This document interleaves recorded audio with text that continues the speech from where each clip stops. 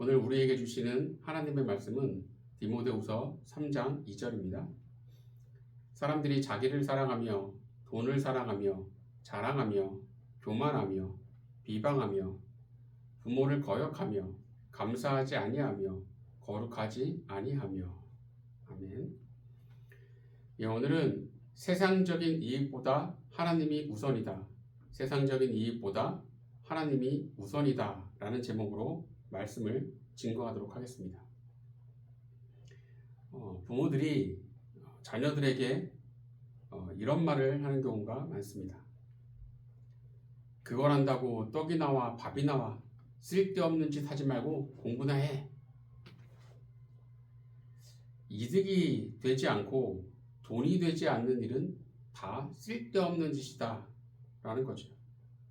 또 그런 애 만나봤자 너한테 아무 도움이 안 돼. 만나지 마.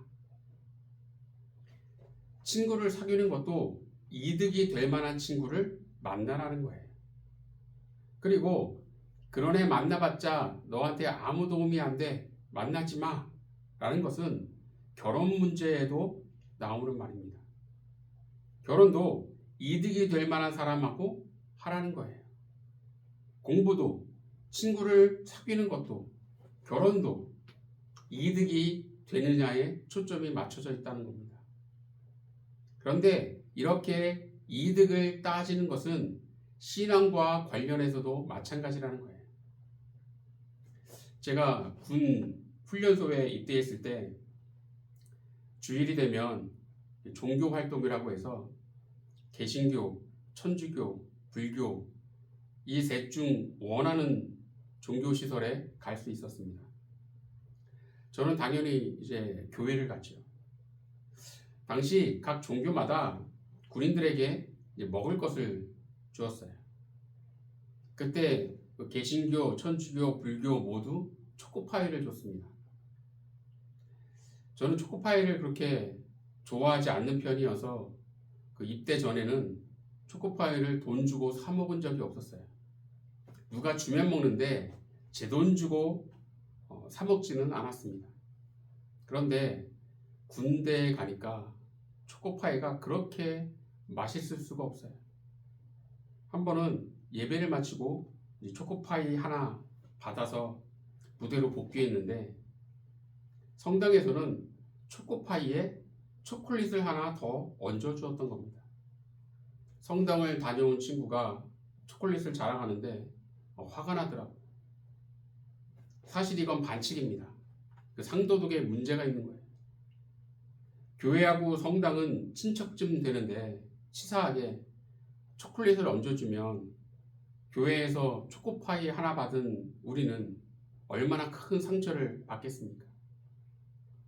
초콜릿을 하나 더 받아온 그 친구를 보면서 다음 주에는 성당을 가야 하나 심각하게 고민이 됐습니다. 입대 전에는 초콜릿도 좋아하지도 않았는데 그 초콜릿이 뭐라고 그거 하나에 마음이 흔들렸어요. 그런데 30년이 지난 지금 초콜릿에는 흔들리지 않지만 세상적인 이익에 흔들리고 있는 저를 보게 됩니다. 그럼 여러분은 어떻습니까? 믿음과 세상적인 이익 두 가지 중 하나를 선택해야 하는 상황에서 어떤 것을 선택하고 있습니까? 마태복음 6장 31절 32절을 보겠습니다. 그러므로 염려하여 이르기를 무엇을 먹을까 무엇을 마실까 무엇을 입을까 하지 말라. 이는 다 이방인들이 구하는 것이라. 너희 하늘 아버지께서 이 모든 것이 너희에게 있어야 할 줄을 아시느니라. 아멘. 예수님은 무엇을 먹을까 무엇을 마실까 무엇을 입을까 염려하지 말라고 말씀하셨습니다. 요즘 못 먹고 못 마시고 못 입는 사람이 어디 있습니까?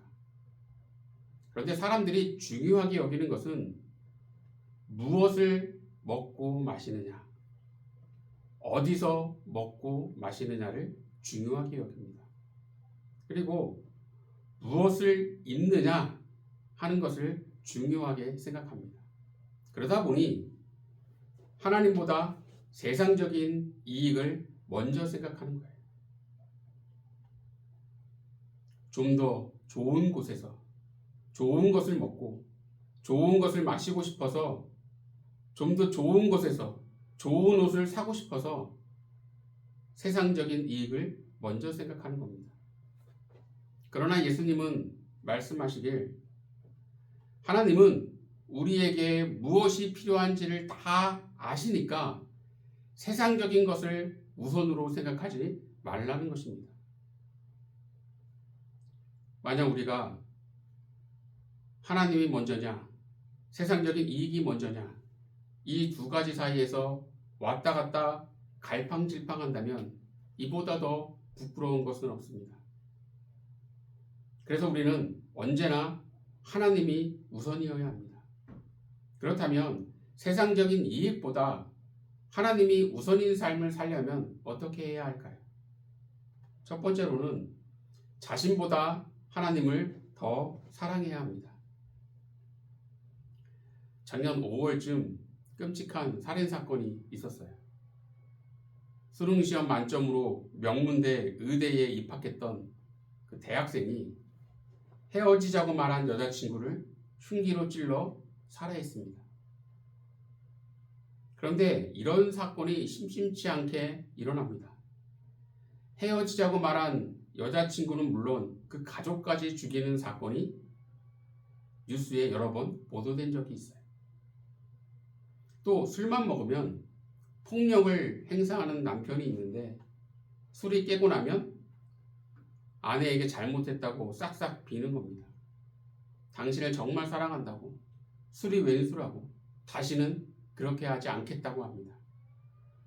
그러면 그 약속이 지켜질까요? 또 술을 먹고 폭력을 행사합니다. 헤어지자는 여자친구를 살해하는 남자나 아내에게 폭력을 행사하는 남편이나 똑같이 했던 말은 사랑한다는 말이었습니다. 그런데 말은 상대방을 사랑한다고 했지만 사실은 상대방을 사랑한 게 아니라 자신을 사랑한 겁니다. 자신을 사랑하니까 헤어지는 것에 대한 아픔을 견딜 수 없어 그것이 살인으로 이어진 것이고, 자신보다 아내를 더 사랑하면 술을 끊어야 하는데 아내보다 자신을 더 사랑하니까 술을 끊지 못하고 계속 폭력을 행사하는 겁니다. 오늘 본문 2절을 함께 봅니다. 사람들이 자기를 사랑하며 돈을 사랑하며 자랑하며 교만하며 비방하며 부모를 거역하며 감사하지 아니하며 거룩하지 아니하며.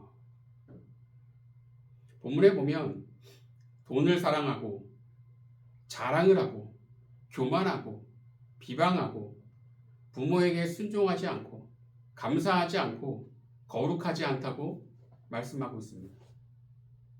그런데 이런 모습들이 나타나는 근본적인 이유는 자기를 사랑하기 때문입니다. 그런데 본문에서 말씀하고 있는 자기를 사랑한다는 것은 지나친 자기 사랑을 말하는 겁니다. 자신을 사랑하는 것은 반드시 필요합니다. 자신을 사랑하지 못하면 불행해요. 그러나 문제는 자기 사랑이 지나치게 높을 때입니다. 자기 사랑이 지나치게 높으면 하나님보다 자신을 더 사랑하게 되고 하나님보다 세상적인 이익을 우선시하게 되는 겁니다. 우리는 자신을 사랑하는 것보다 하나님을 사랑하는 마음을 더 키워야 한다는 거예요. 마태복음 22장 37절, 38절을 보겠습니다. 예수께서 이르시되 내 마음을 다하고 목숨을 다하고 뜻을 다하여 주 너의 하나님을 사랑하라 하셨으니 이것이 크고 첫째 되는 계명이요. 예수님은 마음을 다하고 목숨을 다하고 뜻을 다하여 하나님을 사랑하라 말씀하셨습니다. 마음을 다하고 목숨을 다하려면 자신보다 하나님을 훨씬 더 사랑해야 합니다. 예수님은 38절에서 이것이 크고 첫째 되는 계명이라고 말씀하셨어요.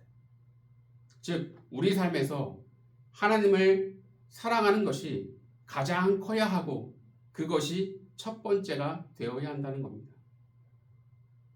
그런데 자신을 사랑하는 것이 지나치게 크면 마음을 다하고 목숨을 다하고 뜻을 다해 하나님을 사랑하지도 않고 하나님을 사랑하는 것이 첫 번째가 되지도 않습니다. 언제나 세상적인 이익이 먼저이고 첫 번째가 된다는 거예요. 우리는 나 자신보다 하나님을 더 사랑하는 자가 되어야 합니다. 그래야 세상적인 이익보다 하나님이 우선인 삶을 살게 되고 그럴 때 마음을 다하고 목숨을 다하고 뜻을 다해 하나님을 사랑하는 그런 믿음의 백성이 되는 것입니다. 이것을 잊지 마시고 나 자신보다 하나님을 더 사랑하는 가운데 하나님이 우선인 삶을 사는 저와 여러분이 되기를 간절히 축원합니다. 두 번째로 세상적인 이익보다 하나님 우선인 삶을 살려면 하나님께 이해와 사랑이 담긴 소리를 내야 합니다. 두 개의 말이 있습니다. 하나는 당신 그럴 수밖에 없었어? 라는 것이고 다른 하나는 당신 그럴 수밖에 없었지? 라는 겁니다. 두 말은 마지막 한 글자만 다릅니다. 그런데 그 의미는 완전히 반대이고 듣는 사람이 느끼는 감정은 하늘과 땅 차이입니다. 남편이 아내에게 당신 그럴 수밖에 없었어? 라고 말하면 싸우자는 소리고 당신 그럴 수밖에 없었지? 라고 말하면 잘 지내자는 소리입니다. 엄마가 아들에게 너 그럴 수밖에 없었어? 라고 하면 왜 그렇게 했냐며 따지는 소리고 너 그럴 수밖에 없었지? 라고 하면 이해한다는 소리입니다. 앞에 말은 원망이고 뒤에 말은 사랑입니다. 지금 여러분은 하나님과의 관계에서 주로 어떤 말을 하고 있습니까? 혹시 앞에 말처럼 싸우자는 소리, 따지는 소리, 원망하는 소리를 주로 하는 것은 아닌지 내 모습을 잘 살펴봐야 한다는 거예요. 마태복음 21장 23절을 함께 봅니다. 예수께서 성전에 들어가 가르치실새 대제사장들과 백성의 장로들이 나와 이르되 네가 무슨 권위로 이런 일을 하느냐 또 누가 이 권위를 주었느냐. 유대 종교 지도자들이 예수님을 향해 무슨 권위로 이런 일을 하느냐 누가 이런 권위를 주었느냐 라고 말합니다. 이 말은 싸우자는 소리고 따지는 소리입니다. 여기에는 잘 지내자는 뜻도 없고 이해한다는 뜻도 없고 사랑의 마음은 더더욱 없습니다. 그런데 욥기서 1장 21절을 보겠습니다. 주시니도 여호와시요 거두시니도 여호와시오니 여호와의 이름이 찬송을 받으실지니이다. 지금 욥은 극한의 고통 속에 처해 있습니다. 욥은 얼마든지 하나님 그럴 수밖에 없었습니까? 라며 따지는 소리, 원망의 소리를 할 수 있어요. 그러나 욥의 고백은 어떻습니까? 주시니도 거두시니도 하나님이기 때문에 하나님을 찬양한다는 거예요. 이것은 하나님과 잘 지내자는 소리이고 하나님을 사랑한다는 소리입니다. 오늘 본문 2절을 우리 다시 한번 보겠습니다. 사람들이 자기를 사랑하며 돈을 사랑하며 자랑하며 교만하며 비방하며 부모를 거역하며 감사하지 아니하며 거룩하지 아니하며. 자기 사랑이 크고 돈을 사랑하고 자랑하고 교만하고 비방하고 부모를 거역하고 감사도 없고 거룩하지도 않은 이렇게 안 좋은 모습을 종합 세트로 다 가지고 있는 자에게서 과연 하나님을 이해하고 사랑하는 소리가 나올까요? 세상의 이익보다 하나님이 우선인 소리가 나올까요? 어림도 없다라는 겁니다. 그럼 지금 우리는 어떨까요? 어쩌면 지금 우리는 두 소리 사이를 왔다 갔다 하는지도 모릅니다. 하나님께 따지는 소리와 이해하는 소리가 번갈아 나오기도 하고 원망의 소리와 사랑의 소리가 왔다 갔다 하는지도 모릅니다. 그러나 이제 유대 종교 지도자들처럼 하나님께 따지고 원망하는 마음이 담긴 소리를 내는 자가 아니라 욥처럼 이해와 사랑이 담긴 소리를 내는 믿음의 사람이 우리는 되어야 한다는 거예요. 그래야 세상적인 이익이 우선이 아닌 하나님이 우선인 삶을 살게 되는 겁니다. 돈으로 좋은 침대는 살 수 있지만 편안한 잠은 살 수 없습니다. 잠을 못 자는데 좋은 침대가 무슨 소용입니까? 좋은 침대가 없어도 편안한 잠을 잘 수 있다면 그것이 복된 거예요. 마찬가지로 세상적인 이익을 쫓아가면 돈은 얻을 수 있지만 믿음을 얻을 수는 없습니다. 믿음이 없는데 돈이 많은들 무슨 소용이 있겠습니까? 마지막은 지옥인데. 돈이 없어도 믿음이 있는 것이 복된 것입니다. 그러니 세상적인 이익이 우선인 삶이 아닌 언제나 하나님 우선인 삶을 살아야 합니다. 그러면 하나님이 우선인 삶을 살려면 어떻게 해야 할까요? 첫째는 자신보다 하나님을 더 사랑해야 합니다. 둘째는 하나님께 이해와 사랑이 담긴 소리를 내야 합니다. 이 두 가지를 잊지 마시고 세상적인 이익이 우선이 아닌 하나님이 우선인 삶을 사는 가운데 주님의 축복이 가득한 귀한 인생이 되기를 예수님의 이름으로 간절히 축원합니다. 기도하겠습니다. 하나님, 저희들 세상적인 이익이 먼저가 아니라 언제나 하나님 우선인 삶을 살아가는 믿음의 백성이 될 수 있도록 인도하여 주시옵소서. 많이 부족합니다. 많이 연약합니다. 그럼에도 자신보다 하나님을 더 사랑하는 믿음의 백성이 되고 하나님께 이해와 사랑이 담긴 소리를 낼 줄 아는 믿음의 백성이 되어서 더 주님과 가까이 하고 더 하나님 우선인 삶을 사는 믿음의 백성 될 수 있도록 인도하여 주시옵소서. 모든 것 주님을 의지하오며 예수님 이름으로 기도드리옵나이다. 아멘.